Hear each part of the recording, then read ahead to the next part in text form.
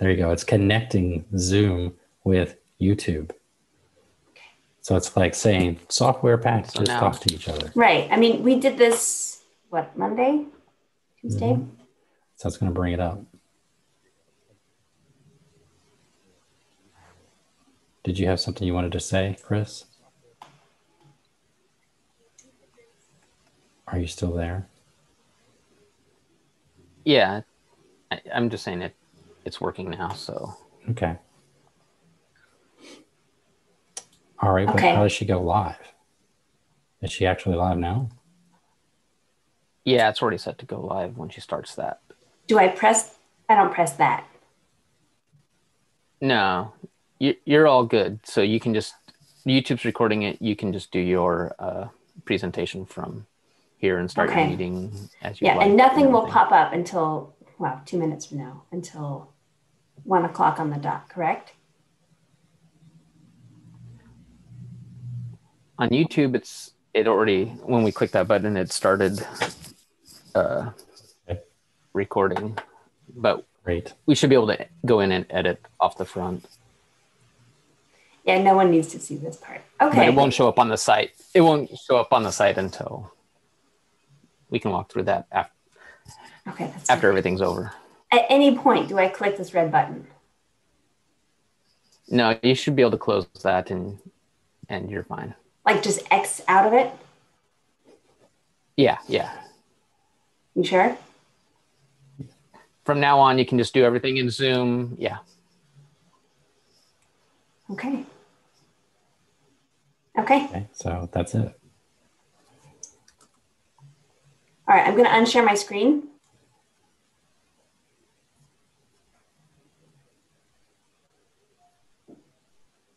Hi, Caitlin. Hello, hello. All right, there's a Jamie here as a guest. Brianna, do you have access to the waiting room? Are you a co-host? No, you haven't made me a co-host yet. Sorry about that. That's okay.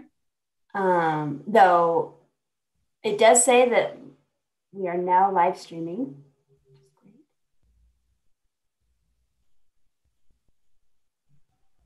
Okay, so Brianna, that's another thing I would love for you to do is let people in. Okay. Are you ready for me to do that? Yes. Okay.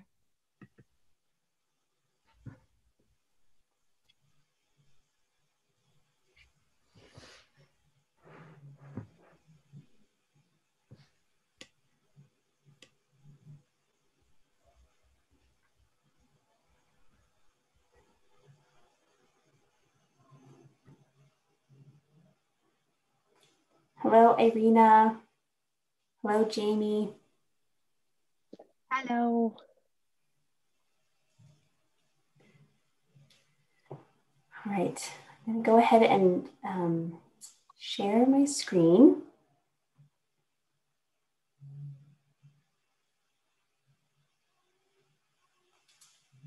To give us a little teaser of what we're going to be looking at today, but we'll go ahead and wait for a few more people to hop on if they decide to do so.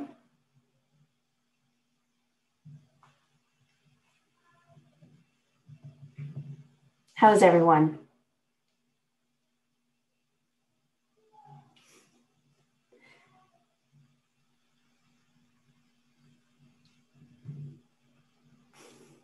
Excellent. I'm loving the enthusiasm in our chat. All right. Excellent. Let's see here. Well, I suppose we can go ahead and get started. And I wanted to, so kind. Thank you, Jamie. I'm doing well. Thank you. Hi, Kat. Hi, how are you? I'm well. How are you? Pretty good. Excellent. Hello, Kaya. All right, wanted to get started by talking a little bit about how this program came about. The Smithsonian, of which the Portrait Gallery is a part, is taking part in a 24-hour campaign called 24 Hours in a Time of Change. And this campaign is all about looking at the present, where we are today on December 11th, 2020, as we wrap up a really tumultuous year, a really different year, an unexpected year. And this campaign is also about looking toward the future, where we want to go. But there's merit in looking at the past as we look at the present and the future. And that's what we're going to do with this program. We are going to talk about portraits of 4 people, all of whom have lived in the last 100 years. And we're going to talk about their stories and their experiences. And the hope is that you will in some way be able to identify or take inspiration from their stories. And that as we connect with these people, it'll give us some ideas or some just sort of, it'll be like an uplifting experience for us to move forward. We're taking inspiration also, taking a cue from our colleagues with the Anacostia Community Museum and their Moments of Resilience campaign. And we're focusing today on stories of resilience. We're going to look at portraits of 4 people who have overcome a lot. And we're going to talk about things they did, both large and small, to help them overcome these really hard times. And we are going to see how the portraits help us identify with their stories and understand their stories.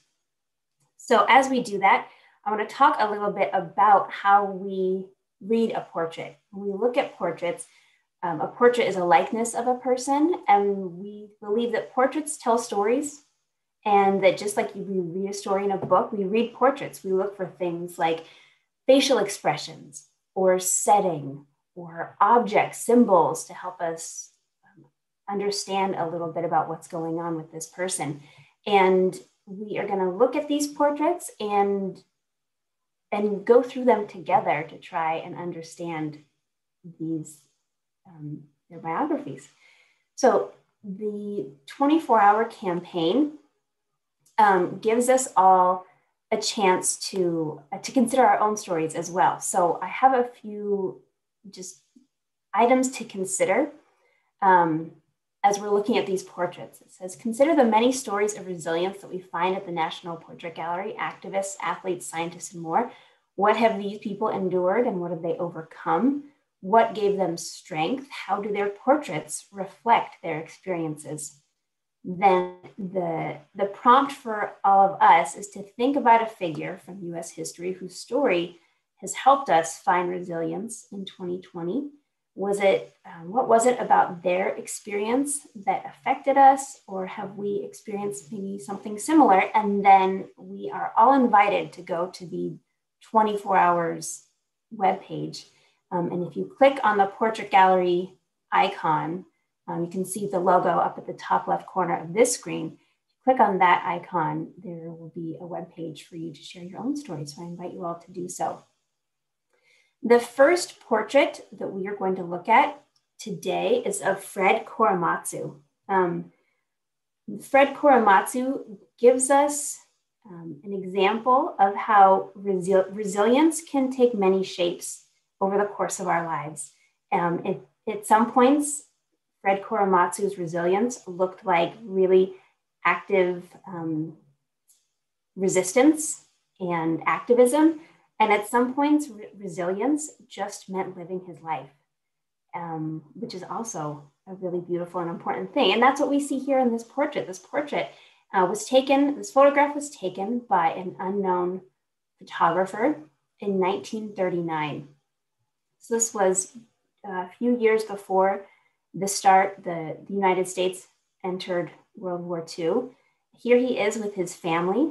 They were living in California. His family owned a nursery, and something that I find to be such an interesting connection between this photograph and the stories that I have heard from people across the United States and the world this year is that being with family and connecting with nature has been a really common unifying theme for a lot of people. And we see Fred Korematsu here with his own family And at the time that this photograph was taken, his family was already facing a lot of intense racism because they were Japanese American. Fred Korematsu was born in the United States, but he noted throughout his life that because he didn't look like what people considered to be someone born in the United States, someone who belonged in the United States, that was a hardship that he had to endure for a long time. After the Japanese bombing of Pearl Harbor, President Roosevelt signed an executive order saying that all Japanese Americans had to be sent to incarceration camps. Fred Korematsu's family and many, many Japanese Americans followed this order. They went to incarceration camps, and Fred Korematsu refused. He changed his name.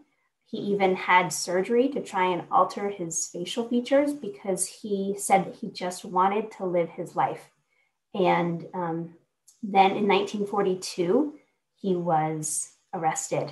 And at first he tried to deny that he was Japanese American. And eventually the truth came out and he was sent to prison. And after he was sent to prison, he was sent to an incarceration camp, which he said was worse than prison.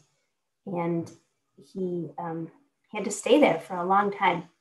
He took his case all the way to the United States Supreme Court. He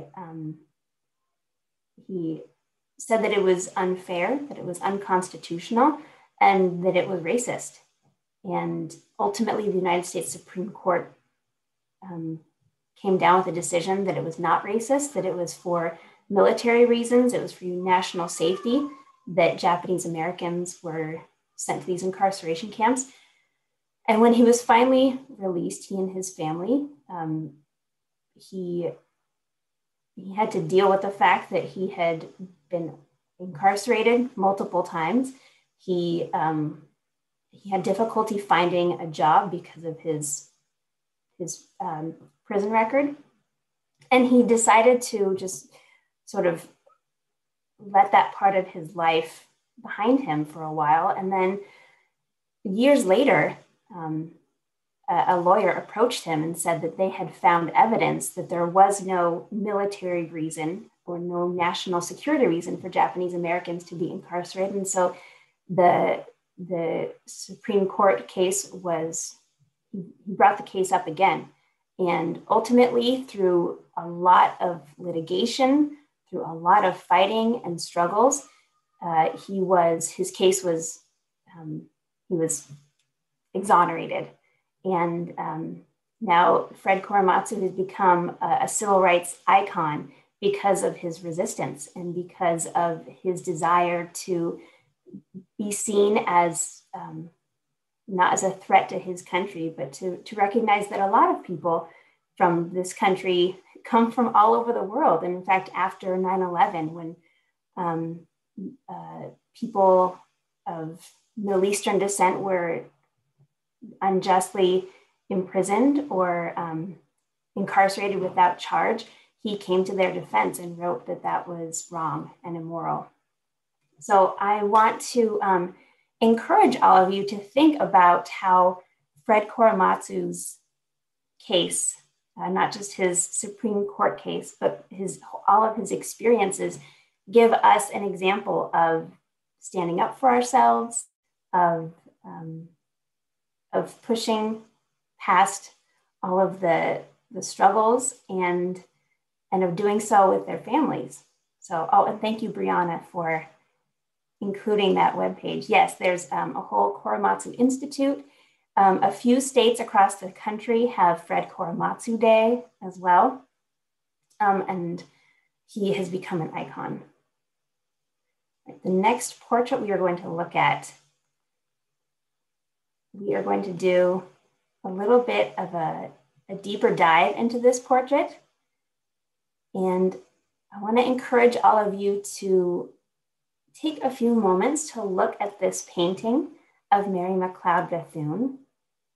And if we were in the museum in person, you would see that this painting is about life size. And so she imagine that you're standing there in the gallery space with her and that she's looking right at you to get the full effect. Look at the objects around her, her clothing, her pose. I want to ask, what stands out to you as you look at this portrait? You can either unmute yourselves and call it out, or you can type it into the chat.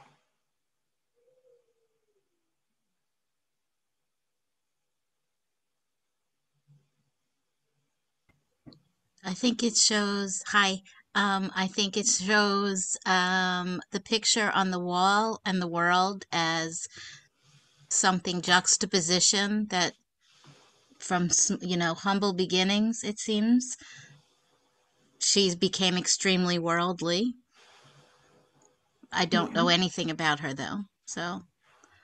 That's right. We haven't discussed her yet, but already you're noticing these clues that the artist has included, that we have the humble beginnings represented behind her and then the world in front of her. And she's sort of the bridge between these two. So thank you. That's a really lovely observation. Thanks. Brianna in the chat noticed her velvet suit. Yeah, the way that the artist has contrasted the light and the dark on this velvet, it makes it look so lush and luminous. Caitlin noticed her cane that gave her swank. That's right. Some people erroneously believe, and I thought this as well, that the cane is because she was a little bit older by the time this was painted, but no, she just liked the cane because she said it gave her swank. And it's part of how she presents herself. Kaya noticed her facial expression. Kaya, can you tell us a little bit more about what you notice of her facial expression?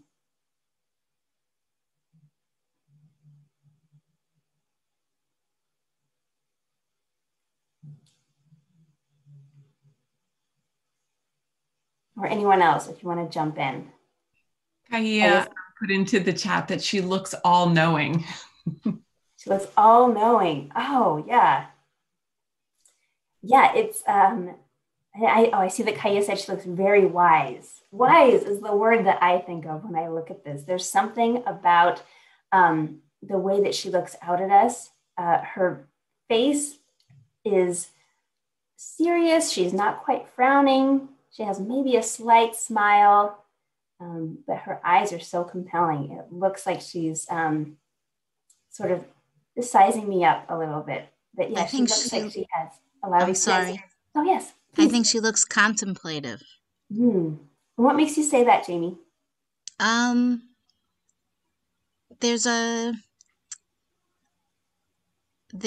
don't want to say there's a lack, because there's not a lack, but that almost you can hear her go, okay,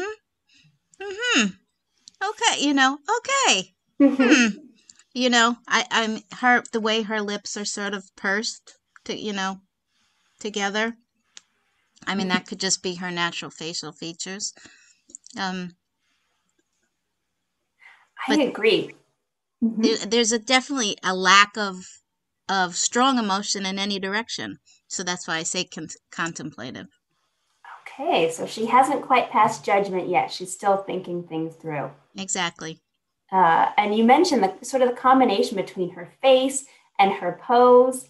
And I noticed that Kat has mentioned something very similar, that her pose makes her look powerful, that her face is raised up a little bit. So her shoulders are back, the way that her shoulders are back and her chin is up. It does make her look like she's sort of thinking as she looks out, like taking it all in. Irina said that she can see the educator in her facial expression and pose, and that is key. So we haven't mentioned much about her biography, but that's a great segue to do so now. When I think of resilience and Mary McLeod Bethune, I think of how she relied upon and then fought for education to be the way that so many people in the United States would be able to be resilient, to be able to overcome things like racism and sexism and poverty. And so let's talk a little bit about where she came from. She has this amazing backstory. She was born to parents who had formerly been enslaved. In fact, even some of her older siblings had been enslaved. She was one of the youngest of 17 children, and she learned to read when she was fairly young. And she told a story of when she was reading a book and a woman came up and said, "You can't read that." And then that was sort of a pivotal moment that helped her understand how education was so important, how lack of education could really be weaponized, or the perceived lack of education. And so she fought for her whole life to make opportunities for people, particularly girls, particularly African Americans, but for all people to have access to education. She said, the whole world opened up to me when I learned to read. And so she declared that she would not stop fighting until everyone had that same access to a proper education. So she started a school. I'm going to make sure that I get this school name right. The Daytona Normal and Industrial Institute in 1904, with something like $1.50 in this sort of old house that she was able to get.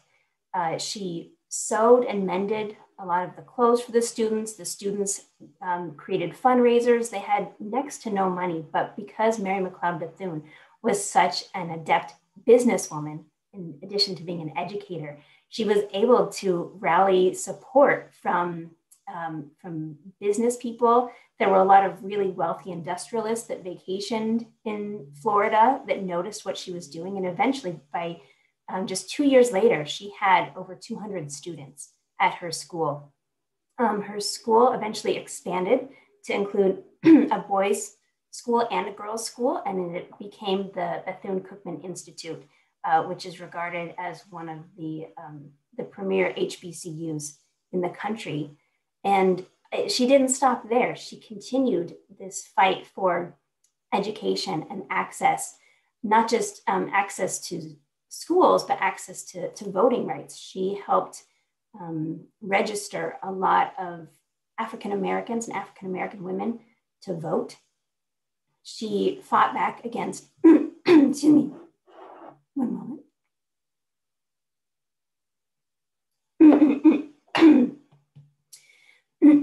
Sorry. She fought back against voter suppression, and she also formed these friendships with people who would be able to help her. She became good friends with Eleanor Roosevelt and Franklin Delano Roosevelt. She became friends with, associates with John D. Rockefeller and Madam C.J. Walker. And these people, she was an expert networker, as we would say in Washington, D.C., that she knew how to make these connections to be able to get the help that she needed to do the best work that she could do and to help the most people.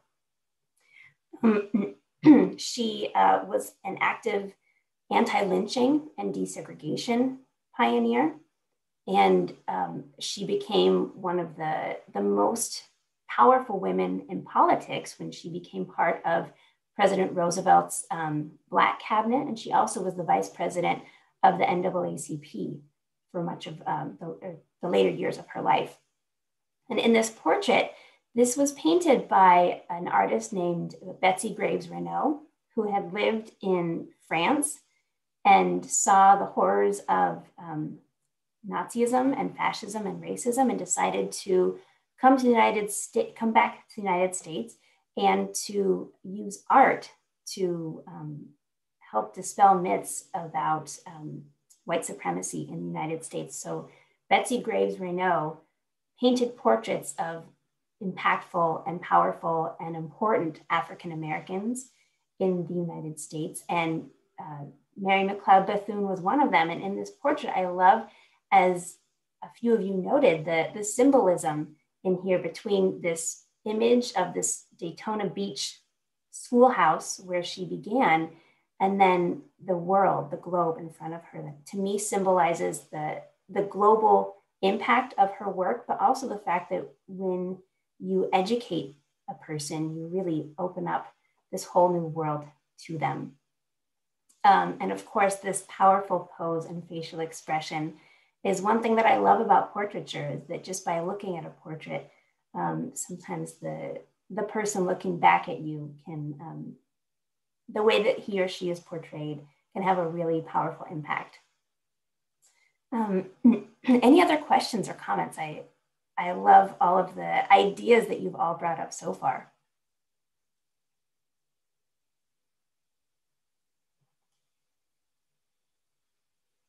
Okay, in that case, we'll move on to another activist. And I want to point out that the images that we're looking at today, these portraits, happen to all be of activists. You don't have to be an activist to make a difference, obviously, but these are stories of people who are activists and who made a difference and started out small, and then their cause, their work just got bigger and bigger. So the next person that we're going to look at is Dolores Huerta. This photograph of her from 1974. As we look at the photograph, I want to ask you, what can you infer, or what do we think is happening here? And why do we think that?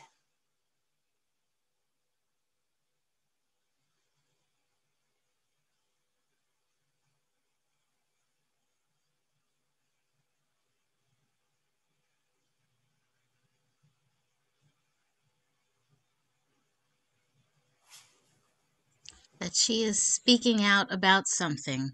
Mm-hmm.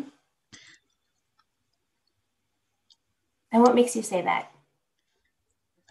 It's kind of obvious, but the microphone in front of her mouth, she looks like she is speaking. I mean, a microphone, you are speaking to many people to be heard. So, I mean, I see, looks like there's I can't see on my screen, but it looks like there's large speakers back there. So she is at some kind of rally of some sort, or something. So clearly she's wants to be heard, and it's in the 70s, so there's, I guess, 74 it was still Vietnam. I don't know what country she's in. So that's it. That was great. Thank you. These are all fantastic observations. Yeah, she's outdoors, she's speaking. To me, just looking at her facial expression, these furrowed brows, she looks very serious and passionate about what she's speaking about. Comments about how it looks like she has an audience or she's at a rally. It's interesting to me, thinking about the photographer's vantage point, that if we imagine that we are with the photographer is down below shooting up, which implies that she must be on a stage or something. And we see the speakers around her.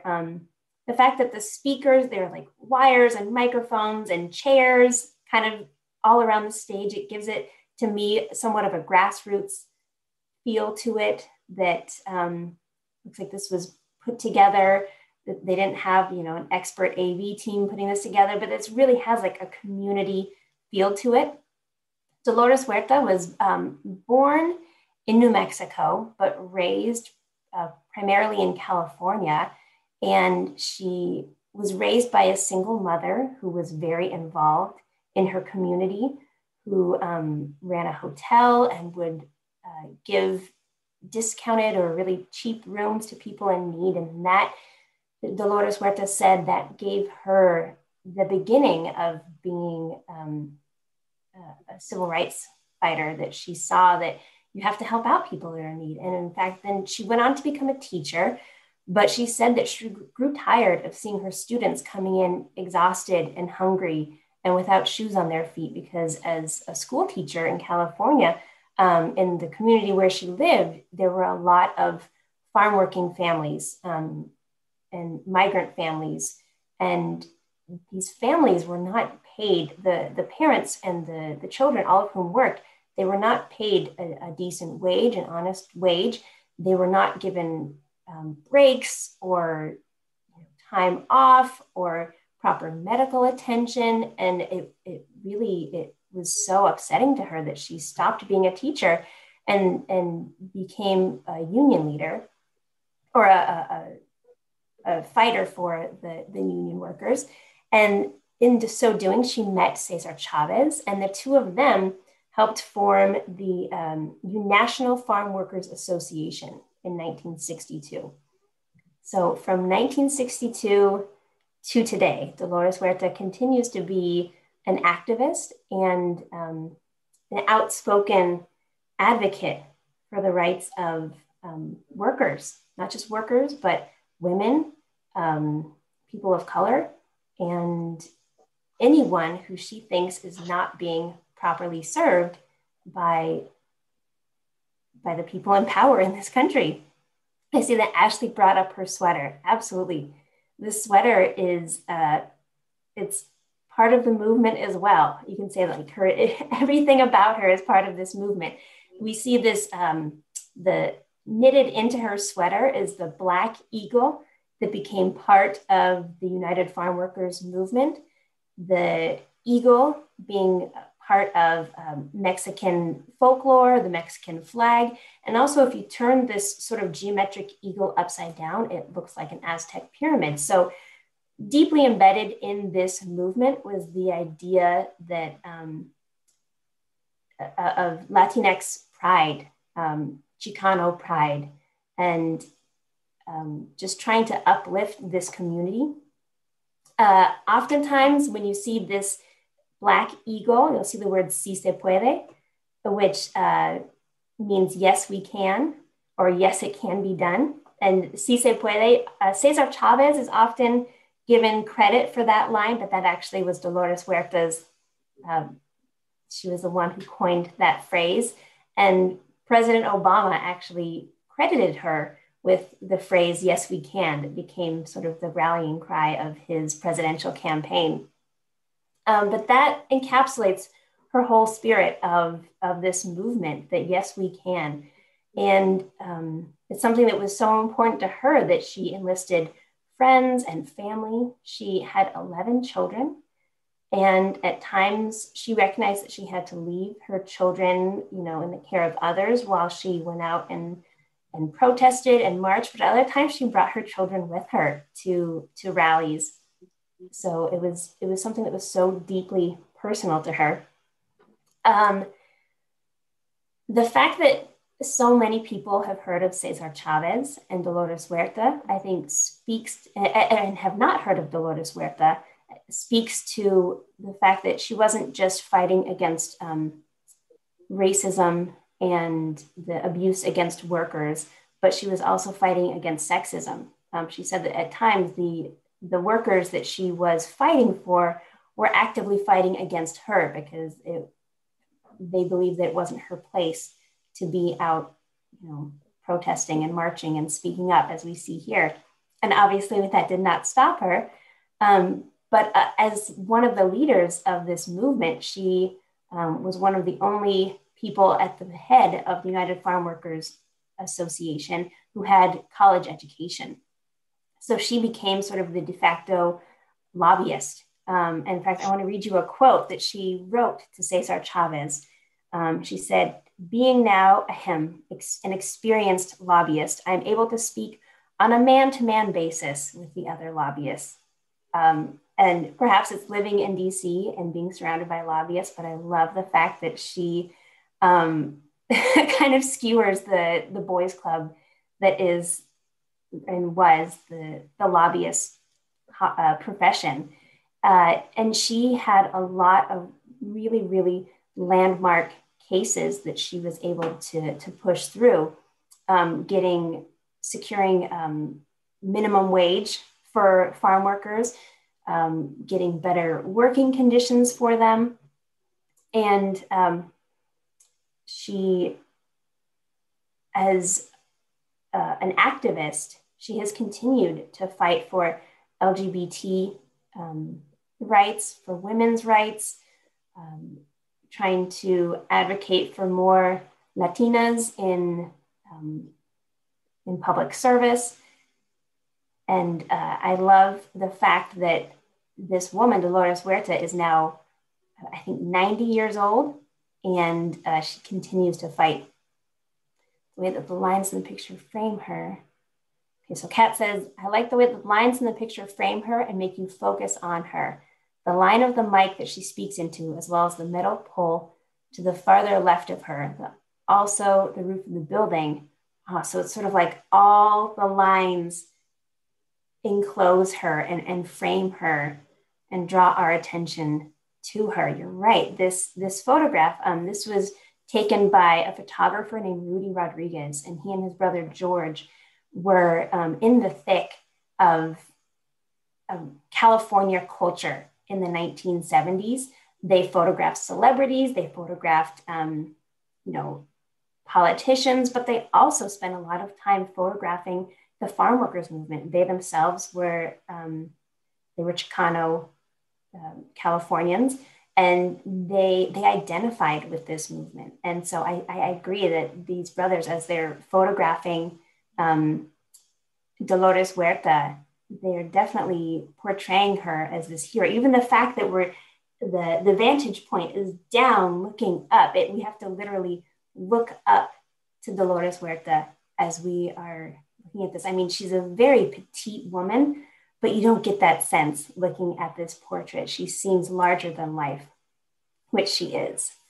She was awarded the Presidential Medal of Freedom by President Barack Obama, and she's received numerous other awards, and she continues to be, as I mentioned, an outspoken advocate, fighting for workers in California today who are not getting proper protection from fires and COVID, and she's really a hero of mine. So every chance I get to talk about her, I take advantage of it. Any other comments about Dolores Huerta before we move on?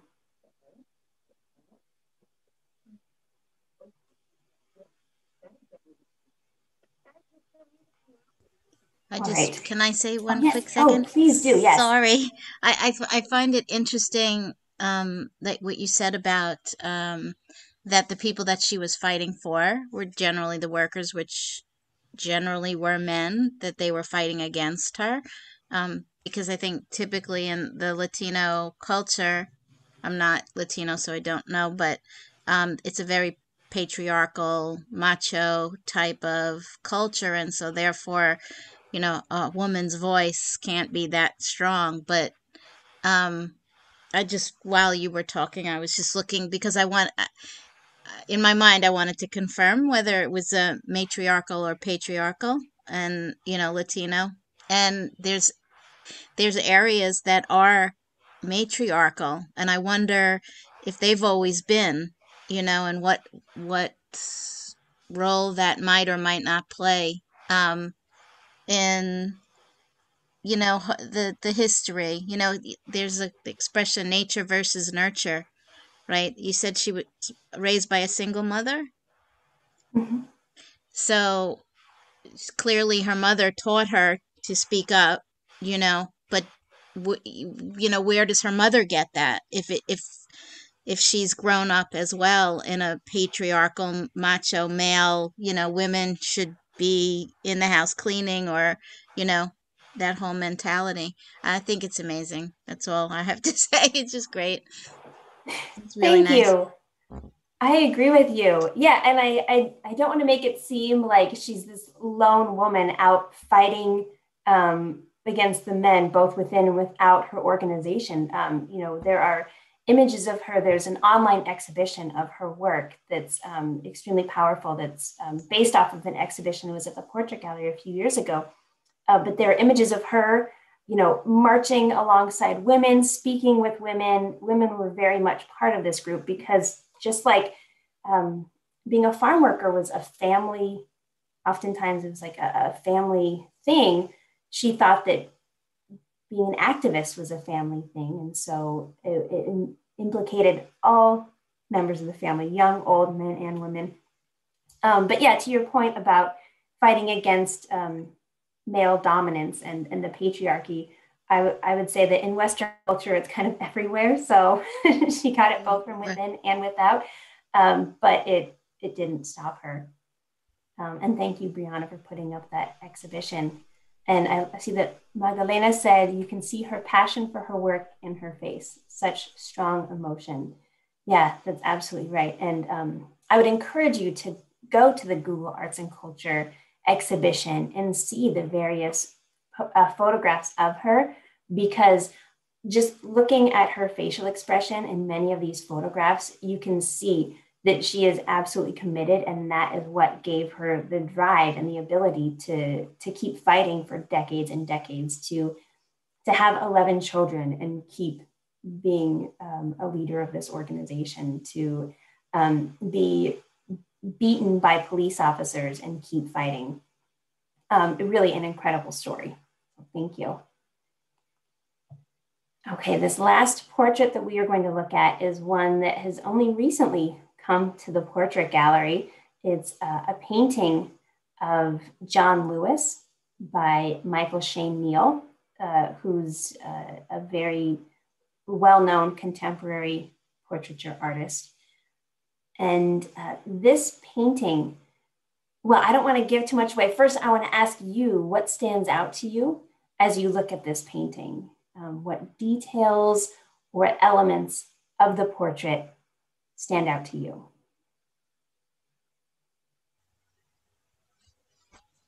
He stands alone with nothing behind him. He's a trailblazer. He's definitely a trailblazer. And it's very heavenly, unfortunately, right? Mm-hmm. Sort of clouds, white, angelic, in that he's passed away. Yeah.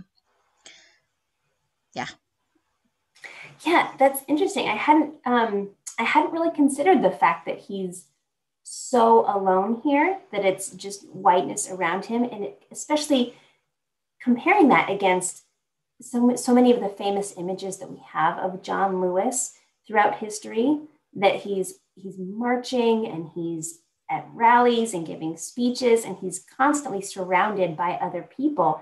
But he was essentially, as a leader of so many of the movements that he was a part of, he was very much, alone, sort of at the forefront of all of it. So thank you.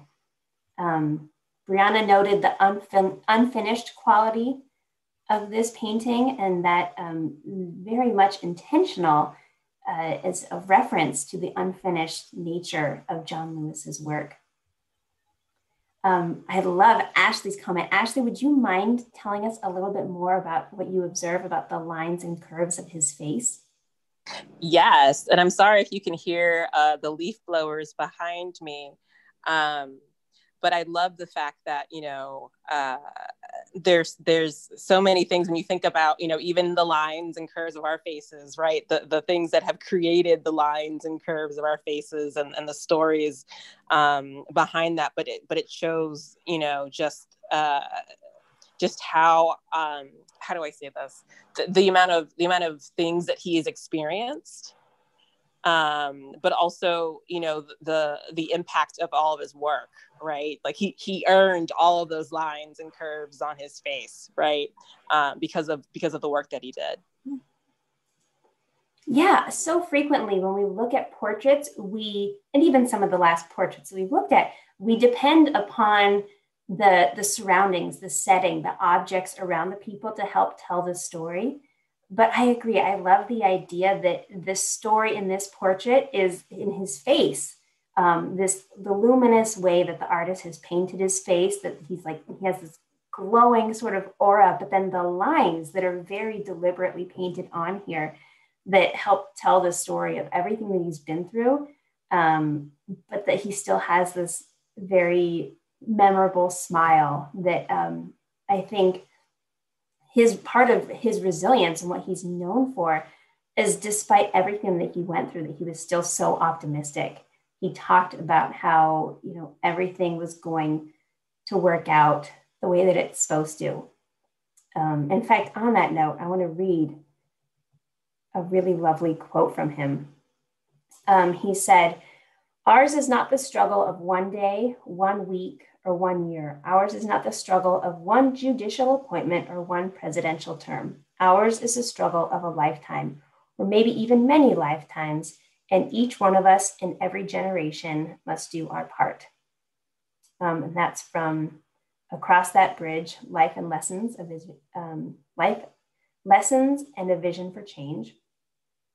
And in fact, one more, because it's just so good. He also said, "When we were getting arrested and waiting in jail or standing in unmovable lines on the courthouse steps, we didn't know what would happen, but we knew it had to happen." So I think that speaks to both like the trauma that he endured as an activist, but also the optimism that he felt up until the end. Kaya noted the pin on his lapel. Kaya, can you explain what you see in that pin? Sure. To me, it looks like the pin is the United States flag. So to me, it represents the service.